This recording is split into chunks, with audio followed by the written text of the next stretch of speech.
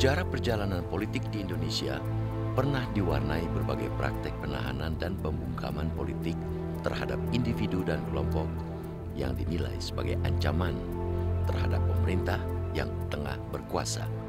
Salah satu praktek penahanan dan pembungkaman terhadap pihak-pihak yang dianggap sebagai lawan politik pernah berlangsung secara brutal semasa kekuasaan rezim Orde Baru yang dipimpin Presiden Soeharto.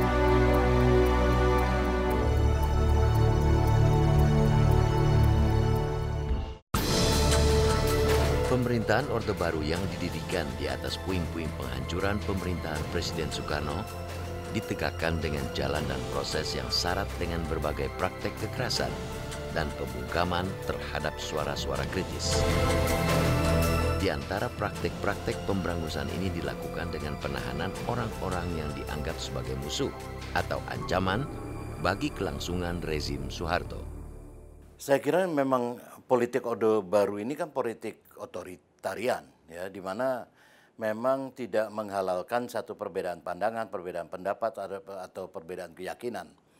Karena itu saya kira sejak mulai berkuasa, ya, setidak-tidaknya beberapa tahun setelah berkuasa, dan saya kira dimulai juga dengan cara mengambil kekuasaannya, itu sudah memperlihatkan bahwa Orde Baru ini bergerak di dalam garis otoriter. Tidak ada data resmi berapa jumlah warga Indonesia yang pernah ditahan karena faktor politis selama masa pemerintahan Orde Baru. Beberapa laporan menyatakan pada tahun 1978 ada sekitar 50.000 hingga 100.000 tahanan politik atau tapol Orde Baru yang ditahan sejak tahun 1965 karena dianggap terlibat peristiwa G30S atau menjadi anggota atau simpatisan Partai Komunis Indonesia atau PKI dan organisasi lain yang dianggap berafiliasi dengan PKI. Proses konsolidasi Orde Baru itu dilakukan dengan membabat habis semua sisa kekuatan PKI yang masih ada. Setelah pembunuhan massal 65 sampai 66 puncaknya, tapi masih sporadis terjadi sampai tahun 69 di daerah-daerah. Ya, itu ada penangkapan-penangkapan di setiap provinsi itu ditahan. Itu bukan hanya sipil loh, tentara juga banyak yang ditangkapi. Jadi RTM, rumah tahanan militer itu juga penuh. Banyak di antara anggota dan simpatisan PKI atau organisasi-organisasi yang dicap sebagai underbau PKI ditahan atau dipaksa hidup di kamp hingga bertahun-tahun tanpa proses peradilan. Semua ditangkepin, dimasukkan kamp-kamp konsentrasi dengan dua kategori selain status ABC, itu ada kategorinya napol dan tapol. Kalau napol itu narapidana politik, tapol itu tahanan politik. Napol kan teorinya di atas kertas kan mereka yang dihukum setelah diadili. Kalau tapol enggak. 17 tahun di Pulau Buru, keluar itu hampir semuanya tidak pernah diadili. Jadi tidak pernah ditentukan statusnya sebagai apa gitu. Nyaris semua tapol yang dituduh sebagai anggota atau simpatisan PKI pada tahun 1978 hingga tahun 1979 dibebaskan dari tahanan dan kamp pembuangan. Pembebasan ini dilakukan menyusul munculnya tekanan dari dunia internasional. Itu semata-mata menurut saya seterang-terangnya itu lebih adalah sebagai kosmetik politik, ya, terutama untuk dunia internasional. Ketika Indonesia memang digencet. Dengan berpegang pada undang-undang anti subversi sejak dekade tahun 1970-an, rezim Orde Baru juga kerap menahan sejumlah individu yang dituduh sebagai musuh negara atau terlibat dalam peristiwa-peristiwa yang dianggap sebagai perbuatan melawan pemerintah. Pada tahun 1972 misalnya, tokoh pahlawan dalam Perang Surabaya, Bung Tomo, dipenjara karena mengkritik pembangunan Taman Mini Indonesia Indah. Pasca pecah peristiwa Malarip, sejumlah tokoh mahasiswa dan aktivis gerakan sipil seperti Hariman Siregar, H.C. Prinsen juga dipenjara karena dianggap mengotaki peristiwa Malari. Pada saat itu semua orang yang sangat bersikap kritis itu taruhannya adalah penjara. Misalnya kita lihat yang contoh yang menarik dalam dunia kemahasiswaan itu mahasiswa ketika mereka mengkritik kebijakan ekonomi di zaman pemerintahan saat itu yang terjadilah meletus peristiwa Melari 15 Januari 1974 di mana sejumlah mahasiswa itu masuk penjara, mereka sebagai tahanan politik. Pada dekade tahun 1980-an, ketika konsolidasi kekuasaan Orde Baru mencapai puncaknya, penangkapan dan vonis penjara juga menimpa puluhan orang yang dituduh terlibat dalam beberapa insiden kekerasan melawan negara, seperti kerusuhan Tanjung Priok pada tahun 1984, hingga insiden berdarah di Talangsari pada tahun 1989. Pada masa ini, sejumlah aktivis politik juga diseret ke jeruji besi karena dakwaan melakukan tindakan subversi. Sekretaris kelompok petisi 50, AM Fatwa misalnya, sempat dipenjara 9 tahun karena dituduh mengotaki peristiwa Tanjung Priok. Dua tokoh petisi 50 lain, yaitu Maijen Purnawirawan HR Darsono dan M. Sanusi, juga divonis hukuman 10 tahun penjara karena didakwa melakukan tindakan subversif dan ikut dalam rapat-rapat perencanaan aksi pemboman kantor cabang BCA Pecenongan. Sebenarnya itu tidak pernah terbukti menurut saya ya di dalam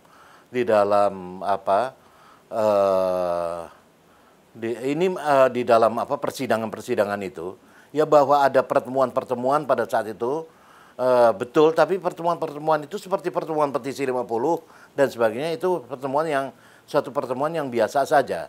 Saya kira pada saat itu konteksnya lebih adalah mencari kambing hitam dari berbagai kerusuhan-kerusuhan yang terjadi yang memprotes Orde Baru. Termasuk misalnya kerusuhan Tanjung Priok. Itu kejadiannya kan dalam waktu yang hampir bersamaan. Makanya pengadilannya juga berangkai itu, bersamaan. Apa yang terbukti justru di pengadilan itu sebetulnya beberapa saksi-saksi dan tersangka atau terdakwa di peristiwa Tanjung Priok itu, saya ingat betul, itu pelurunya saja masih bersarang di badannya, ya. Ada yang harus diamputasi dan sebagainya menjadi saksi. Saya kok yang ngumpetin mereka, saya yang hadirkan mereka ke persidangan untuk itu. Jadi itu sebenarnya hanya lebih untuk menutupi kekejaman atau perilaku-perilaku buruk yang dilakukan oleh pemerintah pada saat itu.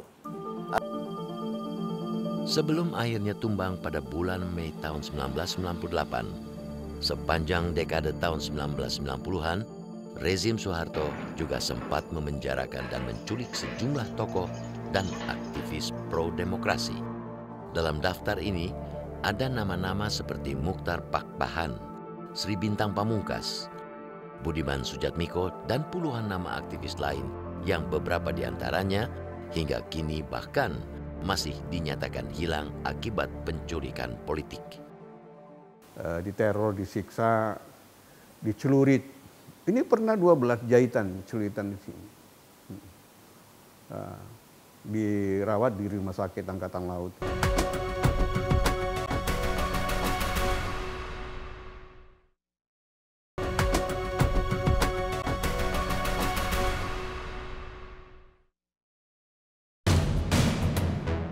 Kuatnya cengkraman kekuasaan rezim Orde Baru yang tak segan menangkap dan memenjarakan pihak-pihak yang dinilai melawan pemerintah pernah dialami aktivis politik AM Fatwa.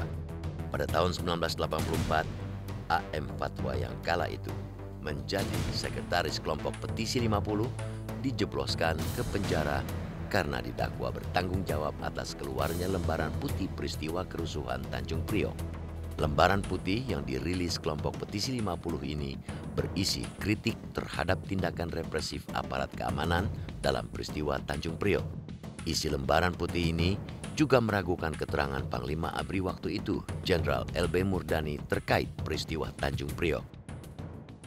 Dianggap saya yang paling bertanggung jawab keluarnya, lahirnya lembaran putih peristiwa Priok 12 September 84. Karena logikanya saya sekretaris petisi 50, sekretaris dari tim yang melahirkan itu.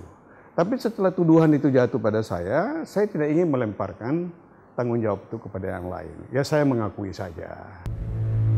Selama menjalani masa pemeriksaan, penahanan hingga kemudian divonis hukuman penjara, tidak terhitung tindakan kekerasan fisik dan teror pernah dialami oleh AM Fatwa. Jadi di Guntur itu, tahanan Guntur, setelah dimasukkan ke sel, disiram air, kemudian jam 11 malam dikeluarkan ke lapangan, lalu digundul, dipopok senjata, diteror, disiksa, dicelurit. Ini pernah 12 jahitan, celuritan, dirawat di Rumah Sakit Angkatan Laut. Meski dikekang di balik jeruji besi, saat itu AM Fatwa tidak pernah mengendurkan sikap kritisnya. Karena sikapnya ini, Fatwa yang juga pernah menjadi tahanan politik pada masa pemerintahan Soekarno sempat dibuang dari satu penjara ke penjara lain. Dari LP Cipinang, LP Cirebon, LP Sukamiskin, Bandung, LP Paledang, Bogor, hingga akhirnya dikembalikan lagi ke LP Cipinang. Selama menjalani kehidupan di penjara, AM Fatwa tidak membatasi pergaulannya dengan sesama tahanan politik. Fatwa yang digolongkan pihak keamanan sebagai tapol ekstrim kanan misalnya, tetap bergaul akrab dengan sesama tapol yang digolongkan sebagai tapol ekstrim kiri. Pentolan-pentolan PKI, mulai dari Biro Khusus PKI Syam Kamaruzzaman, ketuanya, ketua satunya adalah Pono, dan ketua duanya Bono. Ada Rewang yang sempat bebas dibahkan ke Solo ya. Itu sama-sama saya di sana. Jadi agak unik itu di situ. Saya antarkan sepotong kue bolu kepada Pono. Pak Pono ini kue bolu ya, dapat kiriman saya. Itu dari jauh dilihat oleh seorang tokoh Koskoro. Pak Pono, itu kue masyumi. Baca bismillah sebelum makan. Ah, tidak perlu katanya. Jadi dia bilang tidak perlu katanya. Kuenya boleh, tapi masyuminya tidak. jadi dia berterus terang begitu. Berterus terang. Jadi itulah juga satu ya kenang-kenangan saya bergaul dengan mereka, keterus terangan, dan ada juga etika-etika di dalam bergaul dalam politik itu ya saya bisa dapatkan dari mereka. Ketika rezim Soeharto membubarkan Kopkamtib pada akhir tahun 1980-an, AM Fatwa menyikapi hal ini sebagai hal yang positif.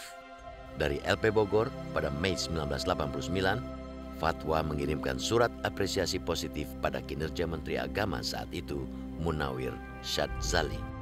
Munawir yang sebelumnya kerap bersilang pendapat dengan Fatwa menanggapi hal ini dengan melakukan manuver politik dengan meminta Presiden Soeharto mempertimbangkan hukuman Fatwa. Pemerintah merubah Pangkopkamtib menjadi Pangkostranas. Jadi itu sudah perubahan politik. Kemudian ada pendekatan ICMI bisa berdiri pada waktu itu ya. Yang sebelumnya itu sulit sekali tidak ada kemungkinan untuk bisa berdiri. Dan lagi yang memimpin ICMI itu orang kepercayaan Pak Harto. Itu semua menjadi sinyal bagi saya. Setelah 9 tahun hidup di penjara, sejalan dengan arah kebijakan politik rezim Soeharto yang berbalik, mendekati kelompok Islam pada bulan Agustus 1993, AM Fatwa dibebaskan menjadi tahanan luar dan bebas bersyarat. Kebebasan penuh baru diperoleh AM Fatwa setelah mendapat amnesti dan rehabilitasi politik dari Presiden B.J. Habibie lewat Kepres nomor 127/1998. Bagi AM Fatwa, Pengalamannya selama 9 tahun menjadi tahanan politik Orde Baru menjadi konsekuensi yang harus ditanggungnya sebagai aktivis politik. Karena menurut AM Fatwa, tidak ada rezim politik yang sempurna dan kebal dari kritik. Saya mendapatkan banyak pengalaman pelajaran dari menjadi tahanan Orde Lama, menjadi tahanan Orde Baru, sehingga kalau saya melihat peristiwa politik sekarang ini, saya bisa menganalisanya, bisa menilainya dengan objektif. Jadi tidak secara emosional. Saya memahami mengapa orang berkuasa harus begitu. Karena itu kiri kanan, kiri meninggal, kanan meninggal, atas saya meninggal. Kalau kanan nggak meninggal, bawah saya meninggal.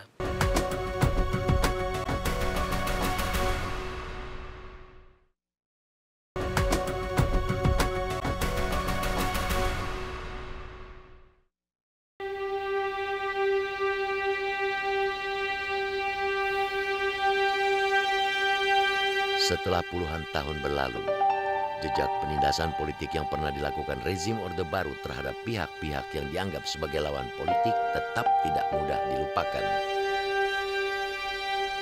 Tejo Bayu Sujoyono yang pernah ditahan dan dibuang ke Pulau Buru pasca tragedi 1965 hingga kini masih mengingat dengan baik setiap detail hari-hari panjang penuh penindasan yang pernah dialaminya. Putra pelukis terkenal Sujoyono ini baru berusia 21 tahun ketika ditangkap tentara dan mulai ditahan di penjara Wirogunan, Yogyakarta pada bulan Oktober 1965. Tejo Bayu ditahan karena saat kuliah di Fakultas Geografi UGM, ia terlibat dalam CGMI, organisasi mahasiswa yang dianggap sebagai underbau PKI. Bulan November saya diperiksa, terus November mulai pemeriksaan dengan pemukulan-pemukulan, nama, alamat, segala macam, organisasi, mengapa ada di situ, terus apakah saudara tahu PKI, apakah saudara tahu gerakan 30 September, kayak gitu aja. Ya macam kan kita nggak tahu, ya digebuki gitu aja.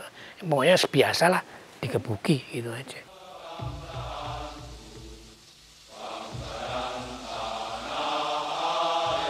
Pada bulan-bulan awal masa penahanannya, Tejo Bayu beberapa kali dipindah dari satu penjara ke penjara lain.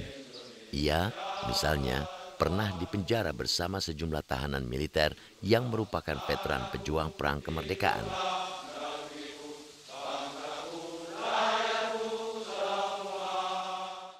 Berbagai derita dan pengalaman menyedihkan pernah dialami Tejo Bayu selama ditahan di sejumlah penjara.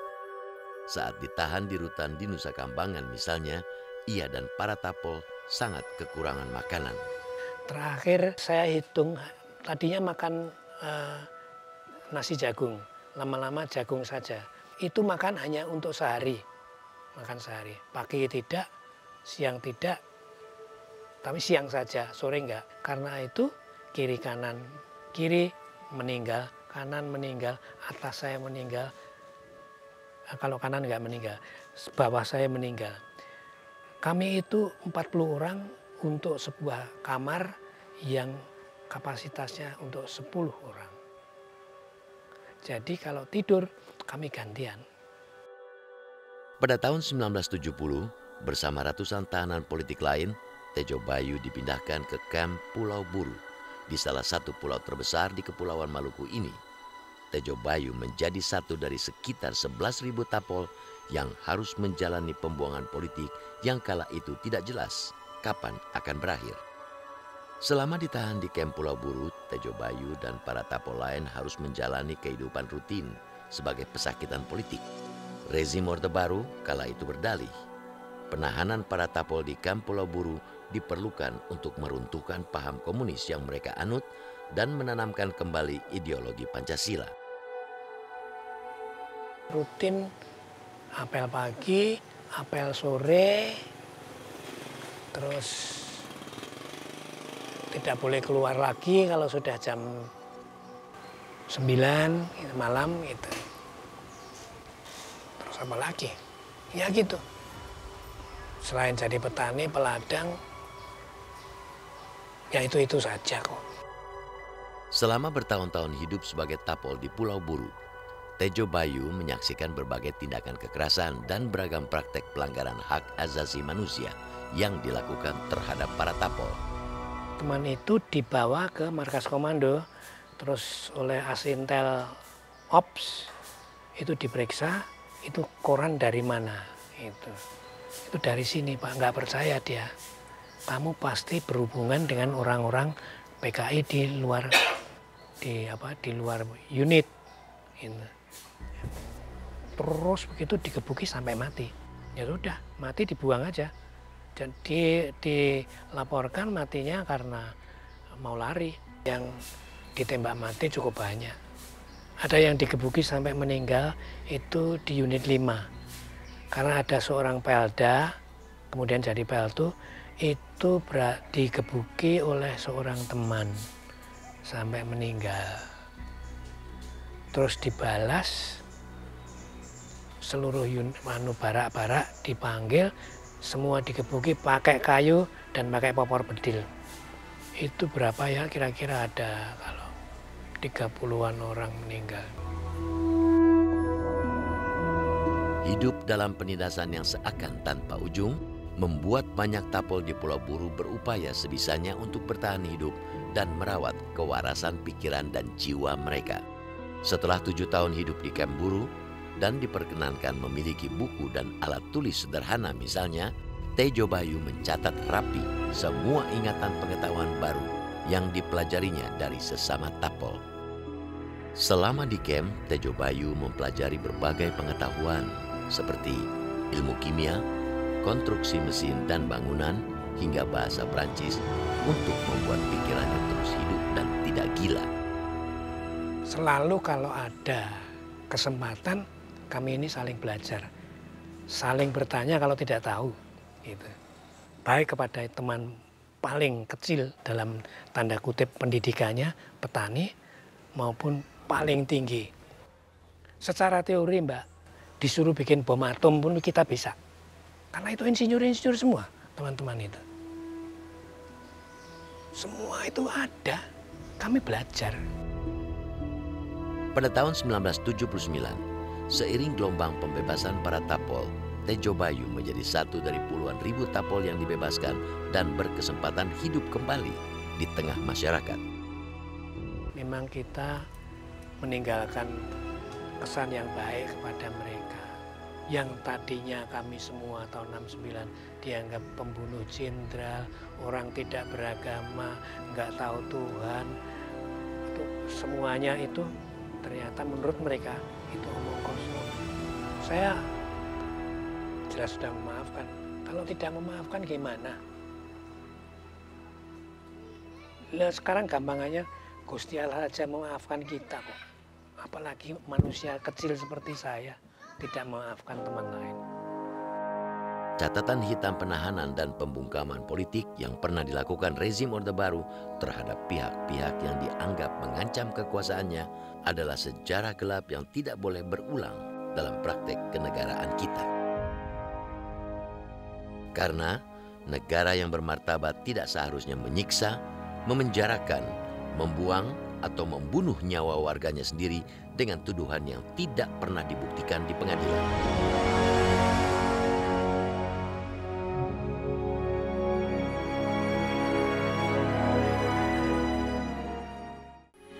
Metro TV, knowledge to elevate.